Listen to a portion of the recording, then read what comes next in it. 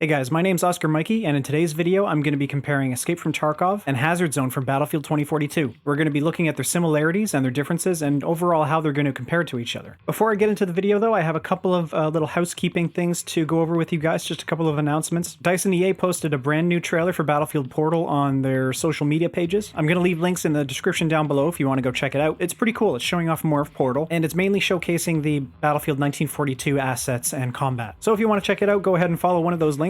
I'm also going to put it at the end of this video, for those of you who stick around to the end. It's a fairly short one, it's only about 30 seconds. The second thing I want to talk about with you guys is actually the previous video that I posted on this channel. This video has blown up for me in the past couple of days. This video has over double the amount of views that my next most viewed video has. I just wanted to thank you guys so much for watching the video and liking it, and lots of you have left really nice positive feedback in the comments, which means a lot to me. I'm really grateful for you guys watching my content and liking it and being so positive about it. And to all the new subscribers from that video, I just want to say welcome to my channel. Thank you so much for subbing, it means a hell of a lot. I'm really glad you're enjoying my content, and I hope you enjoy all the future videos that I put out. Anyway, with all that out of the way, let's get into the meat of the video. The core gameplay loop in both games is essentially identical. You start by spawning into a map, you explore and loot the different locations in the map, you get into fights with other players and AI enemies, and then at the end when you're loaded up with a bunch of loot, you make your way to an extraction point to get all that juicy loot out and add it to your persistent character. There are some minor differences on how these two games execute this formula, but for the most part it's pretty much the same.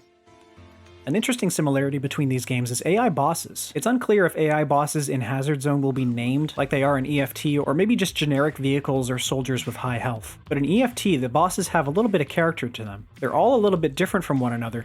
They behave differently, some of them travel around their maps with heavily armed guards, and they all look and play pretty differently from each other. Reshala lurks in dark rooms and hides around corners while his guards fight against you. Killa is normally by himself, but he's a real tanky character. He has high-class armor, and usually a weapon with a drum mag.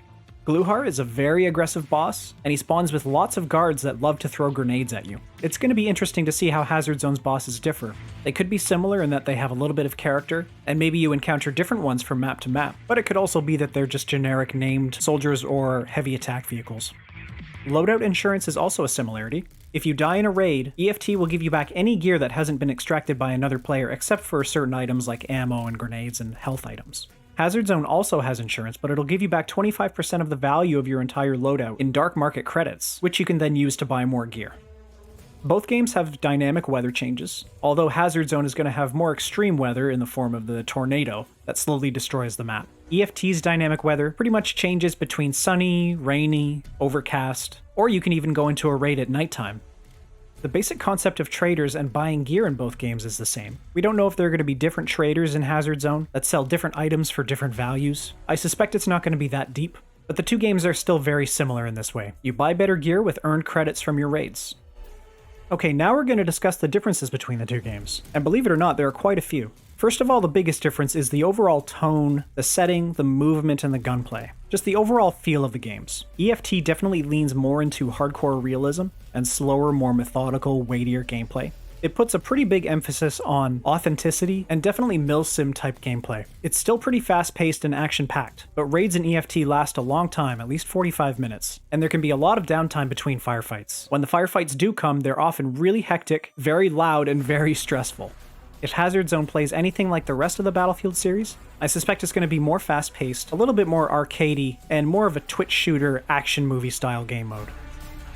Another difference is your character loadouts. Hazardzone will let you choose a weapon, a specialist, and a few different kinds of character buffs to bring in. In EFT, your loadouts are far more complex. It's on you to decide what kind of helmet to bring, whether or not you want a face shield on that helmet, what kind of armor you want to bring in, if you want an armored tactical rig, or if you just want a simple plate carrier and put a tactical rig on top of it, what kind of weapon you want to bring in, all of the different attachments, optics, rails, lights, lasers, grips, stocks, muzzle devices, barrels, magazines, and ammo you want to take with it.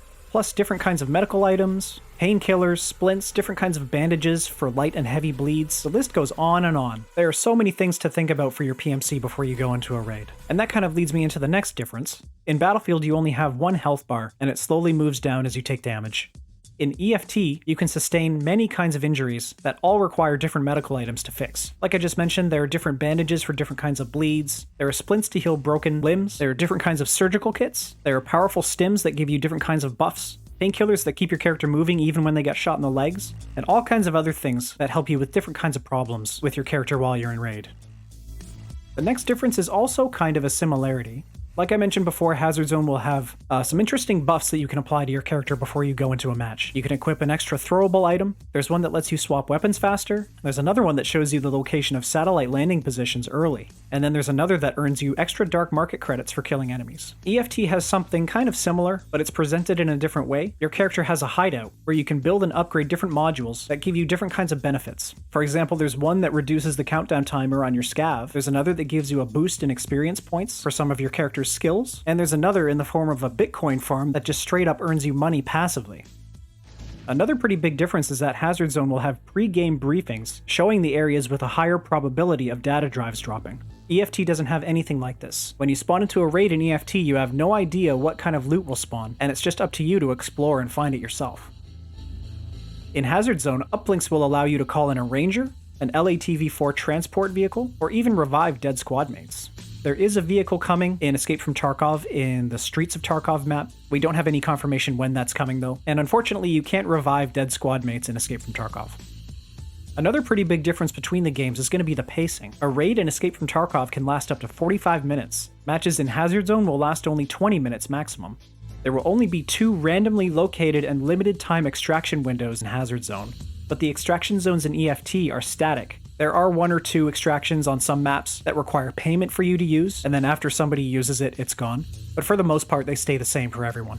This is pretty huge because that means Hazardzone is going to be a lot faster paced than Escape from Tarkov. In EFT, you're encouraged to take your time, use a little bit more strategy, distract and flank and sneak to get the drop on your enemy. I think Hazardzone is going to be a lot more aggressive in its playstyle. The short match time and the limited extraction windows in Hazardzone are going to force players to rush for objectives and get into aggressive firefights with each other so that they can grab the loot and get out as quickly as possible. Another difference is the overall player count and how many people can play at a time. Hazardzone will have over double the capacity of EFT's highest player count maps. 32 players will be able to play a game of Hazardzone at the same time, whereas right now Escape from Tarkov has a maximum of 14 players, I believe, and only on a couple of maps, Interchange and Woods. Also, squad makeup might be different. We don't exactly know if Hazardzone is going to be a squads-only game mode, or if you can go in solo.